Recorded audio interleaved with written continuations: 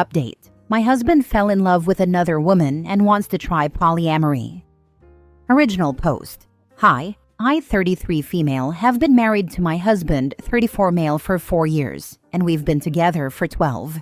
After a lot of financial struggle, we bought a house and are now planning to have kids. The thing is, a few months ago, my husband fell sick and had to stay home for a while. He decided to pick up an online game and started having weekly sessions with a group of players. Among them is a girl, 30s I think, and long story short, he fell in love with her. He broke down crying a month ago and admitted it. He told me it built up so gradually that he didn't understand how he felt until it was too late. They started texting privately after meeting and eventually had one-on-one calls together. Then, at some point, he said she told him she was in love with him, and he realized it was mutual. He said he told her it was impossible, but that he loved her too. They tried to be just friends, but they couldn't resist, and continued to show affection for each other. He showed me the texts, and also ventured into sexting. She asked if she could meet him face to face, but he refused. So he told me all of this, apologized over and over again, and told me he couldn't control himself. And while he loved us both, it was me he would choose no matter what. I was still very upset and slept at a friend's that night to gather my thoughts. I decided to forgive him because he clearly felt guilt and wanted to work it out. I told him that while I was deeply hurt, I still appreciated him coming forward and being honest about what happened. We got into long conversations about how we were feeling in our relationship. I accepted that he could love someone else, but said I didn't like how he handled it. He agreed. And then yesterday, he asked if I was comfortable opening up the marriage to polyamory. He said he still wanted to live with me and have kids, but couldn't erase or ignore the feelings he had for her. He says he wants to do it right and let us both see other people with clear boundaries and communication while still being present for one another. I'm gonna be honest, it made me very uncomfortable at first. I know more or less how it works, but I never really thought about getting into it myself. It never even crossed my mind before. I am trying to think it through, but it's a lot to take in. Sorry, my writing is probably messy, but it's kind of hard to focus. I guess it's too early to decide, and we have a lot more to discuss beforehand, but still. Could you guys give me your opinions on this? Now for the top advice before reading the updates. I'd be divorcing so fast. And not at all entertaining kids with this man. So he cheated and now wants to be able to keep cheating by calling it poly? Come on, do not have kids with this man for the love of God, and if you have any self-respect, you'll be serving him divorce papers soon as possible. Sorry, your husband is a cheating a-hole. This will break you emotionally. Let him go. Divorce for good. Marriage is based on monogamy. Call me traditional or whatever, but poly is just an easy way for cheaters to justify themselves. What if he meets the other girl and decides that he only wants to be with her? Now for the first update 2.5 weeks later. First off, sorry I didn't reply to all your comments. I am very thankful for them. They helped me realize hard but fair truths about the whole situation. I waited for a bit to think about it all and had multiple long discussions with my husband. I wanted to confront him before making a final decision. To answer some of your questions, the other girl wanted to meet him, but they never did. Partly because my husband refused, but honestly, mostly because she lives too far away. I still got checked for STDs though, and I'm clean. Yay. He has friends who are poly, and they were apparently the ones who suggested he go down the polyamory road. I stopped talking to them for now. I'll deal with the bigger problem first. I told him his actions hurt me deeply, and that while I appreciated him admitting his affair, it was still infidelity. I told him what you guys said, that turning it into polyamory was merely green-lighting the affair after the fact, that polyamory should be built on mutual trust and communication, which he already broke, that I didn't feel respected. It destroyed him. He said he already knew, deep down, but didn't want to admit it, neither to me nor to himself. We both screamed and cried a lot. He finally admitted he wanted to open the marriage for selfish reasons. He is very sorry. He cut off contact with the other girl, let me fully access his computer and phone, and now wants to go to counseling to repair our relationship and marriage. He has been showing me a lot of affection and attention since then, although he admits it's sometimes out of guilt and not just pure love. And now I want to make it work too, but do I? Or is it sunk cost fallacy? I don't know. Our first session is in 2 months, the earliest we could get, and every day I change my mind. Literally yesterday, I wanted to leave him, while today I think it's worth giving it a try. Because we've known each other for so long, we understand each other on a very deep level, share a lot of interests, and have already built so much together. He was there for me during the hard parts of my life. He took responsibility for his actions and is really trying. Plus, if I leave him, I'd have to start my life nearly from scratch, find a new place to live, go back into dating for the first time in 12 years. I don't want to lose everything. It sounds very hard and scary. Am I too old for this? But at the same time, that's a form of denial, isn't it? It doesn't matter if those years were good. It's not going to be the same. Even if he gains my trust back, even if I forgive him, I'll never forget. I think he is genuinely remorseful, but isn't it too late for that? I'm too empathetic. Him being present now doesn't erase what was done. Do I want to stay not because I still believe in this relationship, but because I don't have the strength to ask for a divorce? Because it's the easy choice. Some kind of codependency? I have no idea. I can picture both paths clearly, and it's tearing me apart. I am lost, maybe even more than I was when I wrote my previous post. I've lost sleep and appetite, and I'm not sure I enjoy anything in my life anymore. I booked an appointment with a psychologist, for me alone, to help with this whole thing. I'm sorry. At this point, I'm rambling. I know I'm the only one who can decide what's okay and comfortable for me or not. It's ultimately my choice, and my choice only. The emotional hell I'm going through just makes thinking about that choice very hard and paralyzing. I'll go to both therapies and try to see what to do from here. I'll try to update, but it's probably going to take a while. I'm sorry. I want to thank you again for your support, and I'm sending you all a lot of love. Edit. A couple of things I should have mentioned but didn't, because putting all of this into writing without omitting something is much harder than I thought. He cut off contact with her because once he told her he was married and wanted us both, she just ran away and broke up with him. There are times since then when my husband starts feeling sad or angry because of what's basically withdrawal, and for that, he's at least smart and sensible enough not to blame me. What kind of marriage did we have before this crisis? It will sound so naive. It's my first and only romantic relationship. We were very close and basically grew up together as adults. We could talk about anything and understand each other. We shared the same values and interests. What changed, I think, is that we got into a routine and he got bored. During our argument, he said he was addicted to the attention the girl was giving him, and that he felt I didn't show him I was in love with him enough anymore. I told him that even if that were true, he should have told me instead of having an affair. On one hand, I have my faults too, and I could accept this as one of them. On the other, I was taking care of him and the house while he was sick. I don't think he believes it. I don't think he means it. But it makes me wonder whether I was actually a good wife for him, even though I am not responsible for his actions. Thanks again for your support, y'all. It's a lot to process, but it helps me so much. If you choose to stay, don't be surprised if in a year you find him talking to someone again. Cheaters are sneaky. They'll show remorse and swear they've changed. Meanwhile, they're smirking inside because they've started a new affair and think they can get away with it this time. Thank you. It's obvious and well known. Once a cheater, always a cheater. But reading it helps me fight denial. I really need to break up with him. If not for myself, just to show him that actions have consequences. Speak to an attorney about a post-nup with an infidelity clause. If you stay, as this should protect you financially, should he cheat again. You both need counseling to deal with this betrayal. Update me. Second update 3 months later. I hope you're doing well. A lot of things happened since then. I'll quickly summarize. Feel free to check my profile if you want to know more. It was a very, very unpleasant ride. So, soon-to-be ex-husband had an emotional affair online and tried to make me green-light it by asking for an open marriage, where we'd be allowed to have side adventures. I refused, and his affair partner dumped him.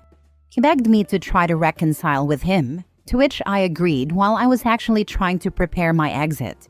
We both went to individual therapy. Still am. We separated temporarily 3 times, but every time I came back, it went terribly. He was desperate. He kept trying to cross my boundaries, love-bombing me, playing the victim, asking to touch me even though I had established I didn't want to, threatening to end himself if we were to divorce. I could go on and on. This made me finally realize, along with my therapist's help, a lot of self-reflection and my exchanges on Reddit, that I was in an abusive relationship, which is an important part, actually the most important part of this update. Please look up definitions and examples of abuse, because I had no idea that what my husband had been doing all these years, even before the affair, counted as such. In his case, it was psychological abuse, manipulation, gaslighting, guilt-tripping, blame-shifting, emotional blackmail. Nothing aggressive or mean, which turned me into a very submissive partner over the years, always catering to his needs while erasing mine. I rationalized everything. It happened subtly and gradually, and I was too naive to see it for what it was. His emotional affair and open marriage proposal were the natural continuation of that. Of course, the more I tried to get away from him, the more manipulative he got. Now that I was aware of it, I knew what he was doing. But fighting years of conditioning, even if you recognize it and succeed, is freaking exhausting and disarming. So, earlier today, I brought a friend home to assist me. We sat down, the 3 of us, and I told my husband we were over and handed him the papers. It might sound dumb, but it's genuinely one of the hardest things I've ever done in my life. I was terrified. Yet he agreed. He repeatedly asked me if I was sure. He reminded me of the family we were planning to have and our best memories together. Was it all for nothing? Apparently yes. He was heartbroken, clearly mad and frustrated. But still, he agreed. He signed them and went back to his parents for now. We still have to go through the whole procedure, separate our assets, decide what to do with the house and all. And he still wants us to go to marriage counseling. But right now, I feel free for the first time in months. The last hours have been a mix of tears, celebration, and godly restful sleep. And I have to thank you guys again, because my first Reddit post was the wake-up call I needed to eventually, finally, get here. Better late than never, I guess. Thank you so much. Lots of love to you all. He reminded me of the family we were planning to have and of our best memories together. Was it all for nothing? Apparently, yes. He was heartbroken. That's a special kind of a-hole. Was it all for nothing? After cheating on his partner? He sounds like an insufferable dickhead, honestly. Congrats on your freedom. The worst part is that he appears very charming to everyone who knows him, myself included. Heck, lot of people from our circle, who are aware of what he did, still think he's a good person who just lost himself for a while. I guess it's hard to accept the ones we love can be terrible persons too. He's only being agreeable because 1. You had a witness. 2. He thinks he can convince you to come back. Again, because it's always worked in the past. Do not go back. In fact, change the locks, change all passwords, change utilities into your name, etc. And make sure you are as bomb-proof as possible, because he will explode when he realizes you are actually divorcing him. He will do everything he can to mess with your head, cause you to doubt, and then he will get really nasty and try to mess with your reputation, home, finances, etc. Be prepared. Yes, I agree. He knows my buttons and will push them all to get me back. I took notes of everything bad he did and comments I got from my friends and Reddit to remind me why I got away. I'll read it every time I have doubts. I can't change the locks because it's still his house too, but I'll take care of the rest. Thank you. Third update, another 3 months later. My previous post should have been the final update. I wish, God I wish, but no, of course not. Of course it got worse, again. F my life. After my soon-to-be ex-husband signed the divorce papers, we went no contact, or at least I tried to. He still sent me text messages, voice messages, and tried to call me multiple times. He even sent me a long letter full of statements such as, "I'm concerned that your mental health is deteriorating. I believe you need antidepressants to help you feel like yourself again. Or, your trauma is understandable, but it probably makes you want to punish me by making irrational decisions, like divorce, or I am afraid you are surrounding yourself with questionable influences that have bad agendas. Please let me help you see it through. He claimed the crisis was just as hard for him as it was for me. People told me he was escalating and that I should protect myself. I should have listened immediately, but I didn't react soon enough. Then he came to our street. He arrived uninvited and pleaded with me to give him a second chance. He said he wanted to be there for me and for us, insisting he didn't deserve any of this. I started to feel distressed. He saw that I was unwell and wanted to comfort me, so he hugged me. But I didn't want to be touched. I'm pretty sure I told him no. I think I screamed no multiple times, but my memory is fuzzy. Either I misremember, or I did say no, and he ignored it and didn't stop. I know it's just a hug, but it triggered a severe panic attack. He called emergency services, telling them he was worried about me because I wasn't myself. I had to ask the paramedics to make him leave. After that, he told me he was there for me if I needed him, but thought we needed space. He contacted half our social circle to inform them that I was unwell and needed support. Our mutual friends, my colleagues, our neighbors, my physician. People reached out of the blue to ask if I was okay. I became paranoid, unsure of who to trust anymore. Close friends, my therapist, and people here helped me see things more clearly. My lawyer filed a restraining order against him, but unfortunately it was refused. Not enough concrete evidence of a threat, apparently. I want to scream. We submitted a second request, which is currently being reviewed. In the meantime, I've moved into an apartment of my own. He doesn't know where I live. Heck, almost nobody does. I constantly wonder how he reacted when he found out. I'm still paying my half of the mortgage because nothing has been decided regarding our house yet. It's financially very hard for me, but I do feel safer. I am feeling much better, although I remain haunted by constant stress, sleep disorders, nightmares, nervous tics, random bursts of tears, and waves of anxiety. My physician prescribed me sedatives, and they do make it easier. I realize I'm isolating myself more and more. I try to fight it, but I'm really afraid that sensitive information could leak, even accidentally. I've started reaching out to my closest friends again, as much as I can. I'm trying to come back here on Reddit. I keep going to therapy. It's necessary. Because one part of me, the party cultivated for so long, urges me to stop all of this. To go back to the house, cancel the restraining order, cancel the divorce, call him, apologize, and repair our relationship. It would be insane. I am not going to do that. I do not listen to that little voice. I don't. But when your defenses are attacked over and over again, it becomes incredibly hard to reason properly. I can't wait for the divorce to be over. I just want to move on. I want all of this to be behind me. I'm sorry this is bleak. I wish I had left sooner. I just hope this can help someone. Anyone. Install cameras fast. It's for your sanity and your extremely abusive husband. I already have a Ring doorbell. I am waiting for this month's salary, which should probably arrive today or tomorrow, to buy additional cameras. I also got my landlord's authorization to add latches to the door. I hope this will help. He sounds like a nasty piece of work. He's trying to use your mental struggles against you. You don't have to isolate yourself. You can keep folks at arm's reach until you feel like you can trust them.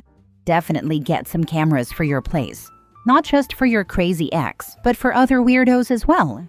This will pass. Take care of yourself. I felt like a child.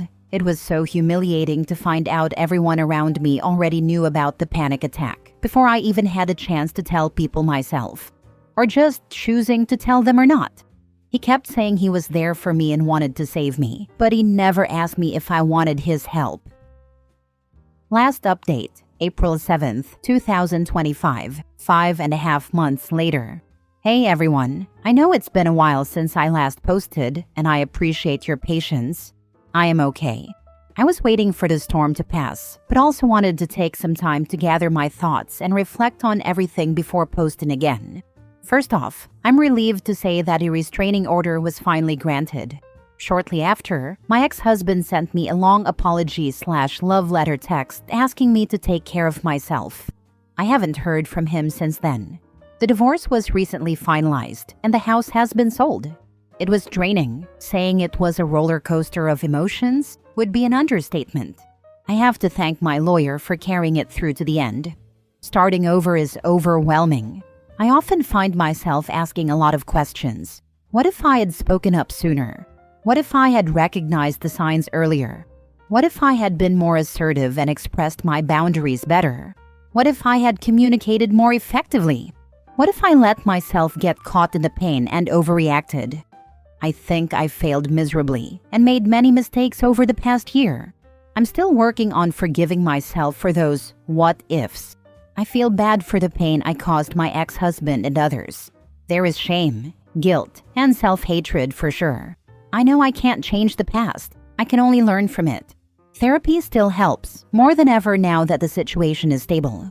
I don't need sedatives and sleeping pills anymore, most of the time.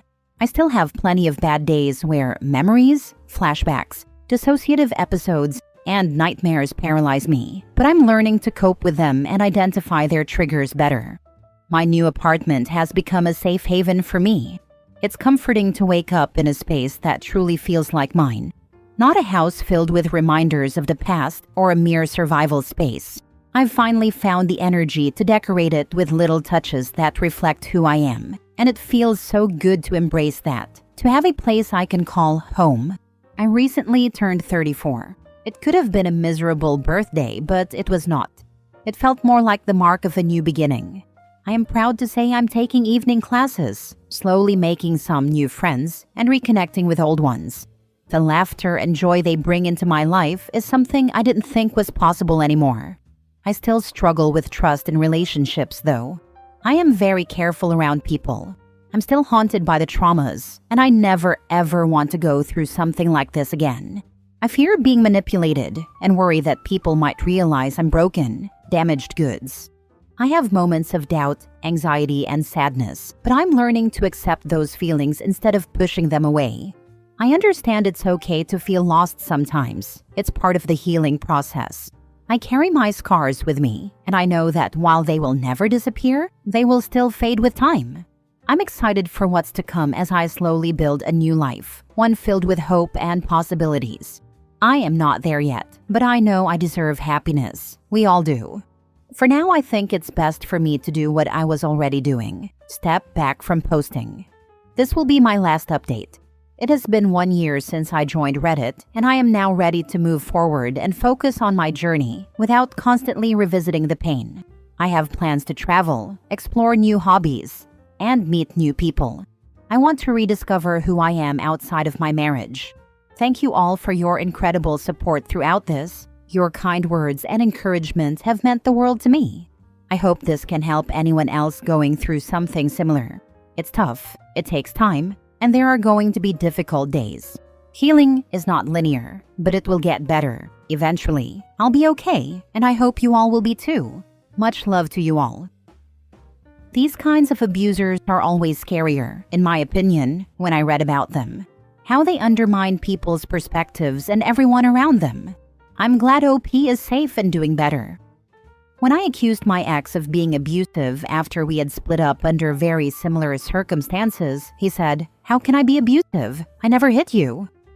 It's genuinely so insane and distressing how many people tell themselves, it's not abuse as long as I don't physically hit them. Or even if they do hit them, it's not abuse because you deserved it, /wound me up / wouldn't listen, etc. Like there's just no stoppage of the constant denials so they don't have to own up to the absolute BOS human beings they are. It's too hard to actually acknowledge the truth, so they use the most BS excuses on the planet to mentally wiggle their way out of accountability. Last story. Broke up with my boyfriend after he kept asking to do anal, even after I told him I was violated. When I was younger, I was drugged by someone I trusted, and they assaulted me in a way that hurt so terribly. I never wanted to think about it again. My boyfriend asked me if we could try anal. I said no and wanted to shut down. He asked me if I'd done it before. I said yes. He said, "So you did it for someone else but not me?" I told him it wasn't like that it wasn't consensual, and that I didn't want to talk about it again. Ever. He said okay and promised not to bring it up again. A few days later, he brought it up again. He tried to sell it to me. I think I could make it feel good. It could help you move past it if we did it right. I froze. I couldn't breathe. I told him, I told you, don't ask me about this again. I will never want it. I'm not going to change my mind. And he apologized and said he wouldn't ask again. A couple of weeks later, he proposed it again while we were showering after being intimate. So I broke up with him. He apologized again and said we don't have to end it over this, and that we don't have to throw away everything we've built. But I told him that we're done. One of my friends said he was just being naive and that I didn't need to break up with him over this, that we could work through it. My ex promised never to bring it up again, but I was done. It's one thing for someone to forget, but he didn't forget. I don't know if anyone else caught the attempted manipulation from the gate too. You'll do it with some other guy, but not me. Big honkin' red flag. That, and he's already showing her he won't respect a no. So if she did want to try it for some emotional blackmail reason, there's no guarantee he'd make the experience less traumatizing for her when he could have his own sick pleasure instead. If he can't take a no when his junk isn't even inside her yet, will he accept it when it is? This is what they mean when they say rape mindset. That first no should have been it.